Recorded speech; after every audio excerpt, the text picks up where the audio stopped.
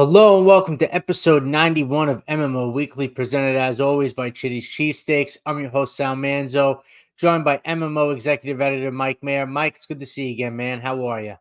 I'm doing pretty good. I don't think anyone is doing as good as Jesse Winker right now. Sure. Um, Pretty amazing way to take 2 out of 3 from, you can argue, the best team in baseball. Yeah, I mean, absolutely right. Two dramatic walk-off home runs in 3 nights. Alvarez, the first game of the series. Obviously, second game, things didn't go the Mets' way. But yeah, this afternoon, as you said, Jesse Winker, great time for your first home run as a Met to walk it off, like you said, against possibly the best team in baseball. A team that, was sputtering a bit there, losing to teams like the A's and the Angels, but a really, really good series for a team like the Mets now that are still in the thick of this wild card race. Yeah, I mean that's pretty much that's what the Mets have to do now, right? Is just win every series if they want to be a wild card team. The Braves are playing a little bit better of late, and the other two teams ahead of them, um, West Coast teams, are seemingly don't lose. So really looks like it's between the Mets and Braves. So Sure. for them to and the Mets are down 2 games. So for them to secure that, they really pretty much have to win all these series. And there's some pretty tough ones coming up. Yeah, no, definitely. You mentioned the Braves, that's a team. It feels like, for Mets fans, probably, scour at that because they feel like the Braves never kind of falter and the Mets always do.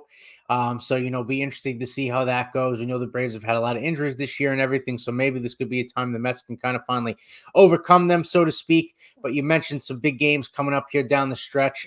Huge series like we talked about. Before we get into Alvarez and Winker and all that, I think we have to talk about the Mets pitching. First, I just want to start with Luis Severino. Obviously, complete game shutout the other day. Um, Gotta have been having his best year since about 2017, right? Healthy, really throwing the ball well, taking the ball every fifth day. Wanted to be in there and have that complete game. I know folks were a little bit maybe weary because of injuries the last few years, and wanted to keep him fresh, down the stretch here. But he wanted it. They let him in after that leadoff walk, I believe, in the ninth inning to start it. He fought his way through, and just someone that's kind of resurged himself here as a New York Met. Yeah, I mean, he's been everything the Mets could ask for, really, for the price tag that they paid and for what was on the market. They've gotten a real value out of Severino. And look, since Sanga's gone down, I mean, him and Manaea have kind of gone back and forth this year about who's the Mets ace or whatever. But those guys have performed at like aces at times, and Severino certainly did the other day. Like you said, it's the most innings he's had since 2018. I think that was the most pitches he'd thrown in a game since 2018. Um, and he's still his hardest fastball of the game was on his 104th pitch. So you could obviously tell there was some adrenaline going there. Actually, the top 3 fastballs of the game are all in the ninth inning. So clearly some adrenaline there, but clearly he's very healthy, not tired. Um, he's ready to go for the rest of this run. And look, if the Mets, like we're talking about, going to take 2 out of 3 of these series, um, they're going to need their starting pitching to be what it has been recently. So the bullpen is still struggling a bit. So if you can get, obviously, you're not going to get a complete game shutout very often, but if you can get 7 innings like you did today out of Manaea, and hopefully Severino 7 innings, and every once in a while get 6, 7 innings out of some of the other starters, that's certainly going to help Mendoza, give him better options to what he can do with the bullpen. Yeah, no, definitely. And you talk about Severino. I just want to stay on him for a little bit more. Is this something that you see that you think he can have long-term success now? Obviously health has had played a huge part with him. It seems like obviously when he's on the field and on the mound every fifth day, he has success.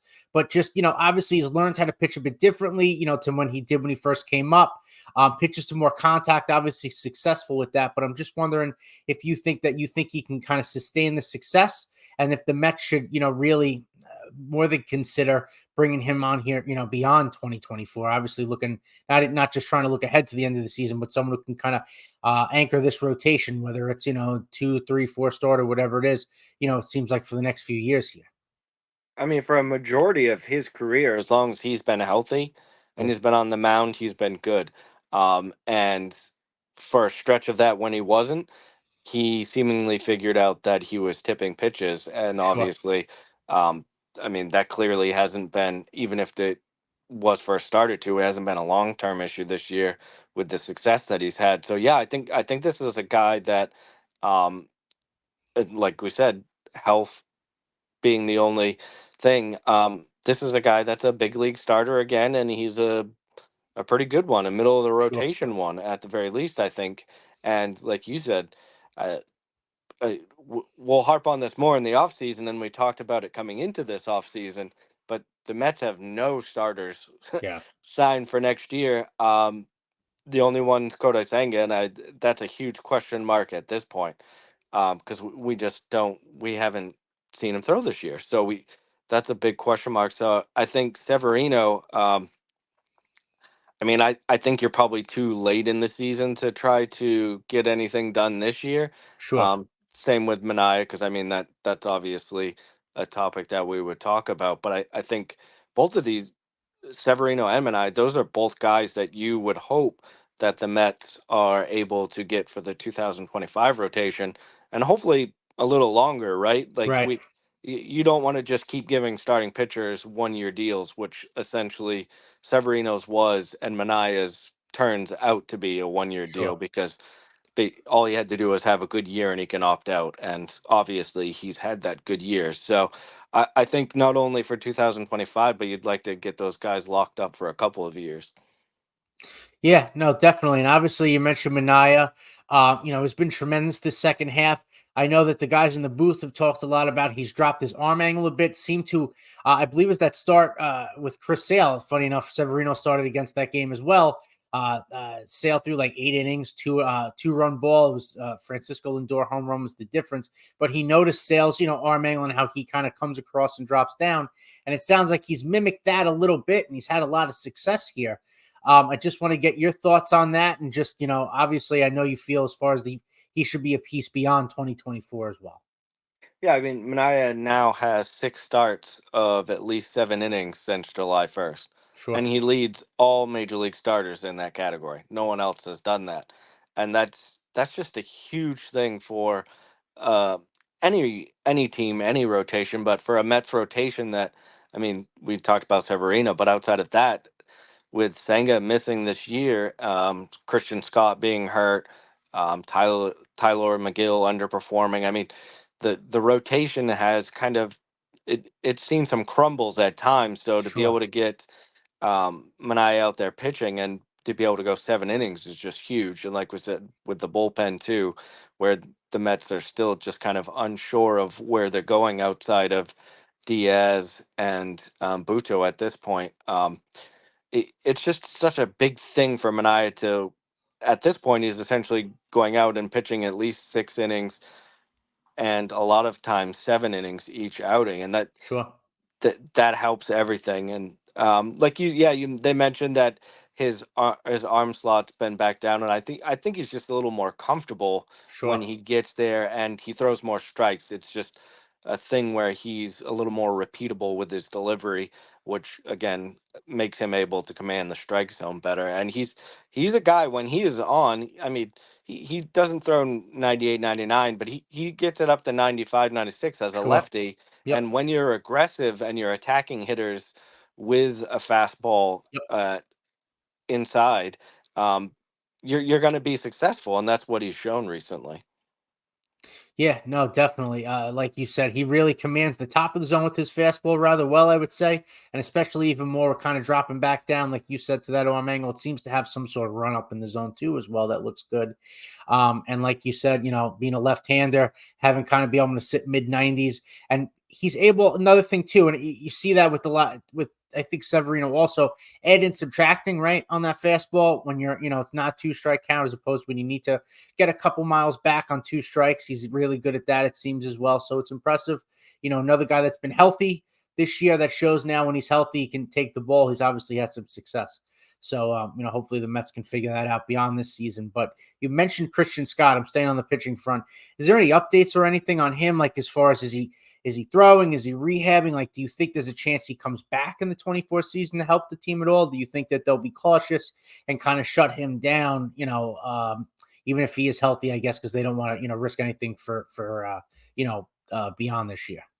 Yeah, he threw for the second time the other day at City Field. Okay, So, and they didn't report any issues at the time sure, coming out of throwing to this point. So, and they previously said they would like to get him back this year. So it certainly sounds like with him throwing, with there being no setbacks to this point, that get a couple rehab starts in there and get back because um, they need him. I mean, really, sure, sure. Quintana has been very bad, to Hmm. say the least, over his last stretch of starts. So they need another option. McGill had a high strikeout outing in AAA the other day, but he still gave up 4 runs in that outing. So I just don't think he's what they need.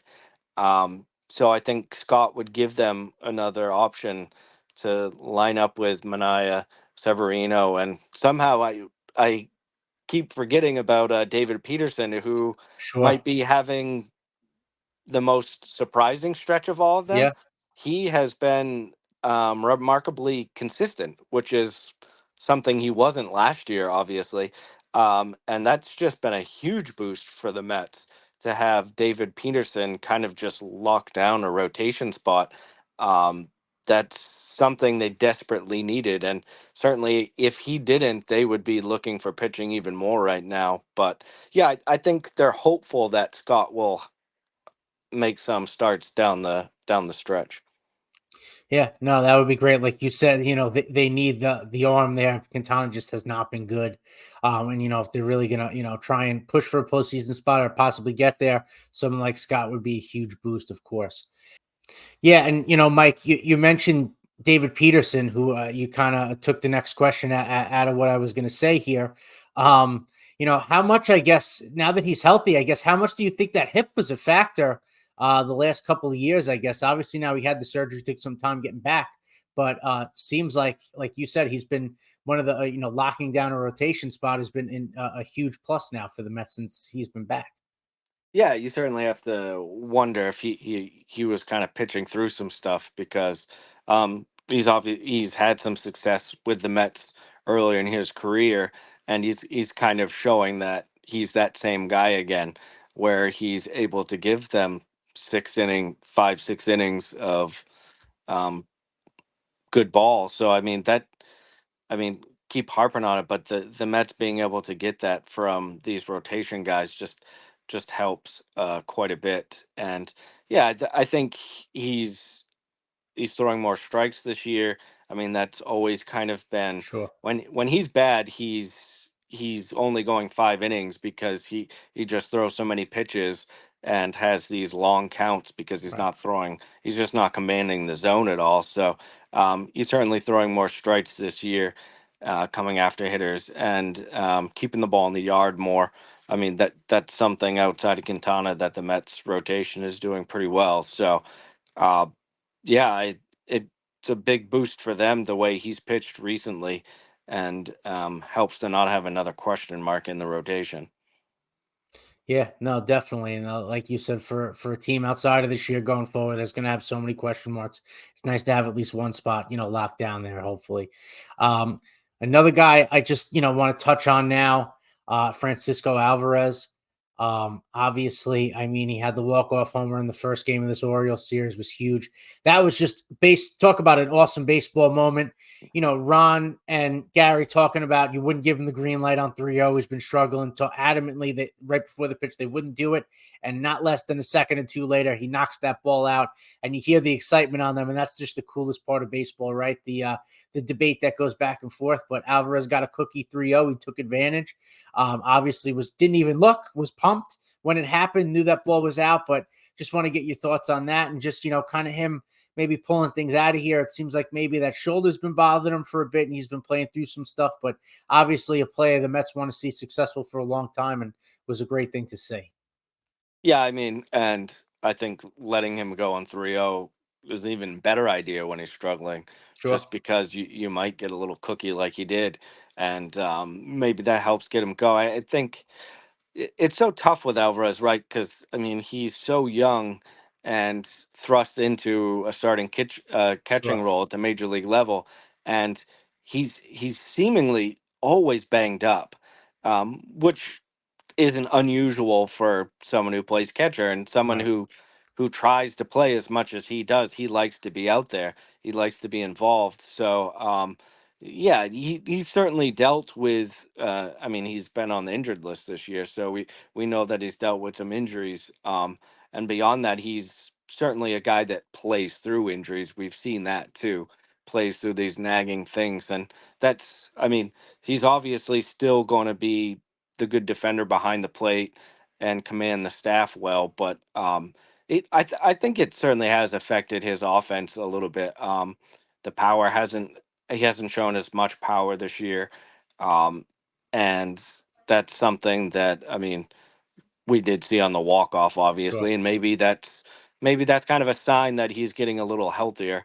And I mean, it's certainly not going to hurt because I mean, the Mets lineup is pretty good now. Sure.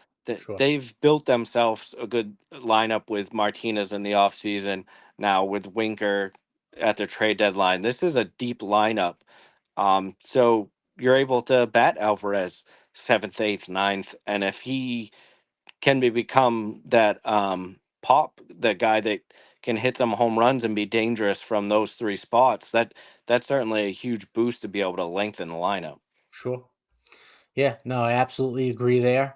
I don't know if Terren's playing as well as he has, kind of that backup catcher role, made Alvarez press a little bit at all too with everything going on. But hopefully that cut walk off can kind of leapfrog here, springboard him to a power surge here down the stretch. The Mets certainly would love that. But real quick, just kind of I guess going from the opposite of that, obviously Brandon Nimmo, we know has had the shoulder thing, has not had a good second half. Just want to get your thoughts if you're concerned at all long term of that, or you think it's just a player that's maybe pressing a little bit, isn't healthy, and you think he'll get out of it at some point. Yeah, I'm not too worried long term about Nimmo. I mean, obviously, in the season and the fact that there's only 6 weeks of the season left, Sure, you're certainly concerned with um, how much of Brandon Nimmo healthy you're going to be, or what percent you're going to be able to get for him the rest of the sure. year. It certainly helps now that Starling Marte's back and Hmm. healthy, so you don't you're a little more comfortable with sitting Nimmo now that you have Marte and Winker, so that you're not starting guys like Ben Gamel who they just DFA'd, um, Stewart, who is down in AAA now. When those were the options, you certainly wanted to run Nimmo out there, even if he was only 75%. So with Marte back and looking pretty healthy, I think that certainly gives you a chance to rest Nimmo so that I mean you don't want to rest him too much, but also you want to make sure that he's healthy. And Sure. he even said it when he made that dive for that play that he was thinking about his shoulder a little bit. And of course he Right. is. He's human. Like Right. he injured his shoulder, and he was making a diving play that involved the shoulder. So Right. certainly he's going to think about it. But hopefully you can get him to a point where he's a little more comfortable and that doesn't become such a thought in the back of his mind where he's worried about re-injuring it, certainly to a point where it's knocking him out for a significant Sure. time. Yeah, no, absolutely. Hopefully he can, like you said, with Marte being back healthy, that's huge to just kind of maximize whatever you can getting out of Nimmo right now. I agree. But as far as leaving it with the big league club, I do want to end things. Just anything from the minor league side that fans, players should be looking at. I know Brandon Sprout's been climbing up the ladder this year. Feels like he's an all-world minor leaguer for the Mets right now. But just want to get your update from the Mets minor side here to end things. Yeah, I mean the big thing from today, Wednesday, was that Jet Williams finally returned to action. Awesome. He had been out since April, and there was some thought that after wrist surgery that he might not play at all this year. So Sure. he came back today and played 7 innings for St. Lucie, had a hit and stole a base, made a really nice defensive play. So Nice. um, that would be great for him because there's only they play September 15th, I believe, is the last day of the season. So they got less than a month left. But that would be huge for him to be able to get in a nice, really 3 week run after losing essentially almost a whole season. So if he can stay healthy and finish out the season, that would be huge for his development, because this is a guy that the Mets thought might have helped this year. They're very high on Sure. Jet Williams, and Sure. understandably so. So for him, just stay healthy and get up to Double A, where he was going to start the season, would be big. And another guy who lost a lot of time this year was Drew Gilbert, and he's Okay. still getting his feet wet. He's been back for a couple weeks, and right before we get on to tape the show tonight, he hit a home run. So that's certainly something to watch for.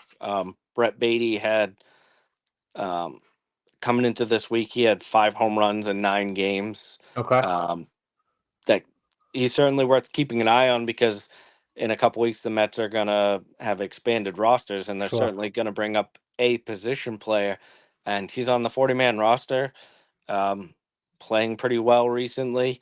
So that might be Brett Beatty might be the guy that they call up. Interesting. I know I've seen Luis Angel Acuna too. That his name's been thrown out there.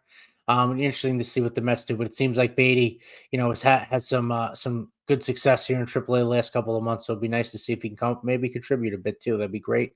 But that wrap things up here for this episode. We'll catch everybody next time as the Mets continue this pen and push here. Hopefully, continue winning ball games, scoring runs, starting pitching goes well. But as always, let's go Mets.